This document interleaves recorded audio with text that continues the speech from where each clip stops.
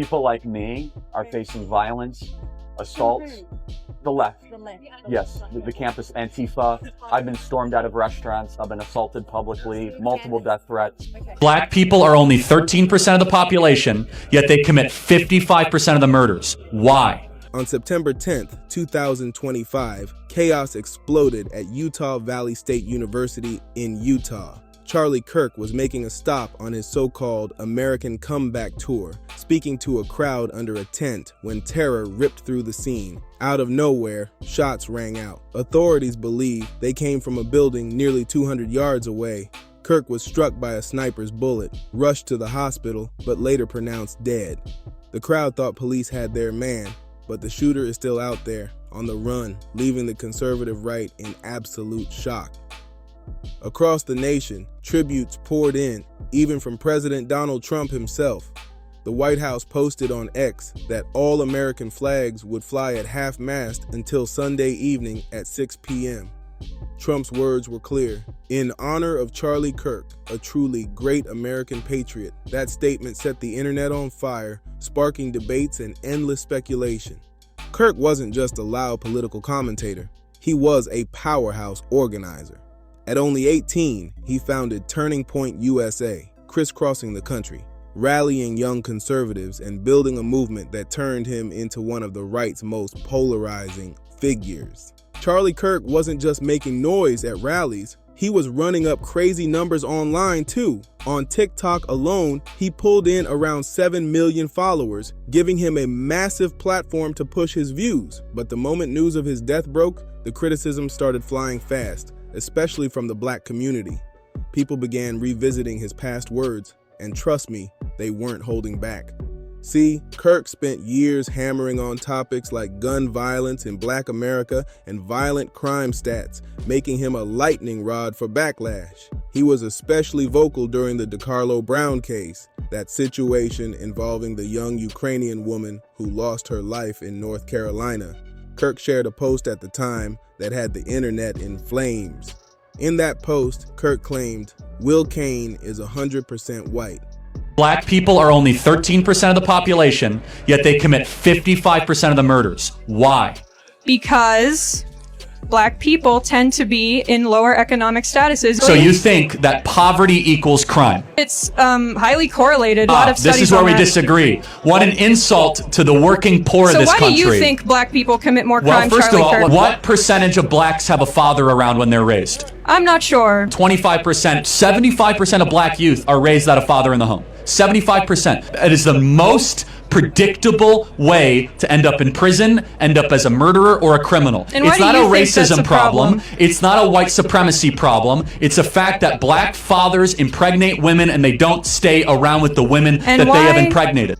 We have been propagandized by liars and fakers in the media to believe America is a vicious, racist country, and that indiscriminate attacks on Black people by whites happen all the time. But the numbers tell the truth. Black attacks on white people happen 3 times more often than white on Black crimes. Blacks being only 13% of the population. Why won't the media just tell the truth? That statement still sparks outrage today. Now here's where things get even messier. Charlie Kirk didn't just come after the left. He also stirred the pot when it came to Black holidays like Juneteenth. Think about it. After blasting violent crime in the Black community, he turned right around and dismissed Juneteenth, a holiday built around freedom from slavery. That move had people calling him out hard. So it's Juneteenth. What exactly is going on here? Well, very few people are willing to actually call this out. From the first time that this was floated as a federal holiday, I am thankful and proud to say on this program we opposed it. This is not about out of many one. No, it's about a certain skin color now gets their own summertime celebration, the exact same thing that happens before NFL games where they play the Black national anthem. This recognition of this as a quote-unquote federal holiday comes right out of the 1619 Project. Look who's most excited that this is a federal holiday. And they're not talking about this as a massive celebration. Oh wow, look how far blacks have come. It has now become a racial complaining day. Now we have a full day to be able to smear and slander white America. This holiday is a wedge, and I put in quotes, holiday is a wedge, used to push for countless destructive policies demanded by BLM. And remember what BLM stands for: burn, loot, and murder. See, here's the problem with a lot of white conservatives. They'll say things like, what do black people have to lose? The way Trump once did, but then undercut themselves by attacking something that's literally tied to the history of slavery. So when Kirk downplayed Juneteenth, it didn't just sound tone deaf, it looked downright hypocritical. To many, it came across like he was mocking a holiday where people were honoring their ancestors who were enslaved. That rubbed a whole lot of folks the wrong way. And let's be real, while Kirk did have ties to some black conservatives, those bonds looked one-sided. From the outside, it always seemed like you had to agree 100% with his views if you wanted to sit in his circle. Every black conservative he was seen with pushed the same talking points he did, almost like a script. After all, he partly owned Turning Point USA, and the black voices inside that space had to fall in line with his ideology if they wanted to stay close. That dynamic is what critics say exposed his true mindset. Here's the thing. If someone said this about any other group, everybody would call it flat out insensitive. But Charlie Kirk said it about the black community, and that's where the outrage hit hard. If he really felt this way about Juneteenth, critics say he should have kept it to himself. When Kirk spoke on violent crime stats or black-on-black crime, some people argued the numbers backed him up. But once he crossed into dismissing cultural history, that's when it turned into pure disrespect. That's the line, and he walked right over it. It looked less like commentary and more like targeting. Of course, Kirk knew exactly who his base was, and critics argue he pandered to them every chance he got. But when black audiences hear a white conservative trashing something like Juneteenth, the first thought is always the same. Why is he saying this? He doesn't understand the history. That disconnect is why his words came off as offensive instead of insightful. And this raises another layer to his controversial legacy, because beyond culture, Kirk also had strong takes on gun ownership. That part of his ideology stirred up even more debate, and we're about to get into it. Charlie Kirk once made it clear he didn't care about empathy. He straight up said violent deaths in America were worth it if it meant protecting gun ownership. Stand the word empathy. Actually, I think empathy is a made-up New Age term that it does a lot of damage, but I think it's worth it. I think it's worth to have a cost of, unfortunately, some gun deaths every single year. That was his stance, cold and unapologetic. So the backlash now is obvious. People are asking, why should we suddenly show empathy for him when he never showed it for others lost to gun violence? One critic broke it down like this: I'm not here to mock his death. So this is the guy that would death if it was someone else. No! But let's be real, Charlie Kirk didn't believe in empathy for victims. To him, those deaths were just the cost of doing business. That's the brutal irony people are pointing out. Kirk was only 31, married, with a family. And yes, losing a life that young is tragic. Nobody should be gunned down for their views, no matter how extreme. That's disgusting and dangerous. But reality is ugly. There are people out here willing to kill you over what you believe, and Kirk became proof of that. And here's the kicker. When you've publicly denied empathy to others, it cuts deep when you suddenly expect the same from communities you dismissed. Times have changed. This generation doesn't overlook hypocrisy. They call it out loud and clear, even in death. Especially with the younger generation, the respect for the dead just isn't the same anymore. In rap culture today, we see artists mocking their enemies after they're gone, something you never would have seen in the 80s or 90s. Back then, if the Bloods or Crips took somebody out, that was it. Nobody would go make a whole track clowning the dead, but times changed, and now it's become normalized. So when Charlie Kirk died, people weren't focused on his family, the wife, the 2 kids, or the fact that he was only 31 and still had time to shift some of his views. They weren't looking at the possibility that he was trying to change the world through politics. Instead, the focus stayed on how he carried himself while alive. The reaction was cold. You didn't care about us, so what do you expect now? And here's where it gets even more explosive. the tension between communities was already sky high, with flashpoints like the DeCarlo Brown case and other controversies fueling racial debates. Critics are now asking, who really killed Charlie Kirk? If crime stats are going to be thrown around, then let's ask the hard question. Who actually tried to assassinate a president before?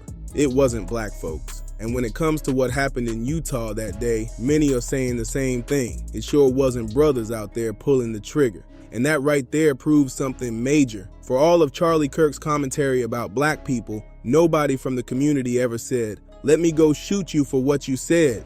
Sure, folks didn't like his words, but they took it in stride. Think about it. Plenty of white commentators spew disrespect toward black folks online every single day, and nobody's out here hunting them down with rifles. Take figures like Fresh and Fitzmyron. People clown him, people threaten to fight him, but nobody black has tried to assassinate him. That's the key difference. When it comes to violent escalation, history shows it usually ain't black people pulling that trigger. It's often whites deciding someone on either the left or right has to go. That's what makes Kirk's death even more twisted. Because let's be real, all while Kirk was lecturing about how violent black people were, it's looking more and more likely that the shooter who took him out was white. And if we're going to be brutally honest about global violence, we can't ignore centuries of wars, invasions, and oppression carried out by white powers across the world. So when conservatives try to separate themselves from the history they created, critics fire back with one hard question: who do you think we learned it from? From broken systems to broken English, everything in America traces back to lessons taught by those who claim superiority. And that's the uncomfortable truth many don't want to face. Good or bad, let's keep it real. We learned it from you. The systems, the violence, the struggles, all of it came from the conditions we were forced into. And yeah, some of those bad habits stuck. But now suddenly you're tired of us. Now you're acting shocked at what we've become. The truth is, you're just staring at the mirror, because what was taught to us is now eating away at your own community too. Yes, Black America has issues with violence, nobody's denying that. But here's the crucial difference. It ain't black people assassinating political figures on the right, and it ain't black folks trying to take out presidents. That's not what we do. So why isn't the accountability being placed where it belongs? Why keep pushing the blame on us when the shooters in these high-profile cases almost always come from your own side? If there's really going to be a conversation about violence in America, then stop framing it as some race war against black people. Because if we're being honest, the biggest threat to white America has always been white America itself. Whether conservative or liberal, it's been white-on-white battles tearing at the country since the beginning. Meanwhile, Black America has been boxed in, reduced to a talking point, stripped of power so that we're not even seen as a true threat. And deep down, everybody knows exactly who the real danger is. It's never been us. It's been within your own ranks all along. The truth is, the real power doesn't sit in the streets. It's in the hands of the ones who own the corporations, the media, and the political machines. The left controls a lot of that power, and those are the people who can actually pull strings to make things like this happen. But instead of holding them accountable, too many are scared to call it out. So the blame gets dumped on black communities that don't even have that kind of control. Charlie Kirk spent years pointing at so-called black dysfunction. But let's be crystal clear, black people weren't responsible for his death. What happened to him was tragic, but his downfall didn't come from us. The real conflict has always been inside your own ranks, not ours. For decades, the system has already neutralized Black America, stripped away the power, boxed us in, and turned us into an easy talking point. That was the plan all along, and it worked. But now, bigger challenges are hitting America that have nothing to do with us, and still we get used as the punching bag. Well, that cycle is breaking, because this time, the blame can't be pinned on us. So what do you think? Drop your thoughts below, and don't forget to subscribe to Dripzine, hit that like button, share this video, and join the conversation in the comments.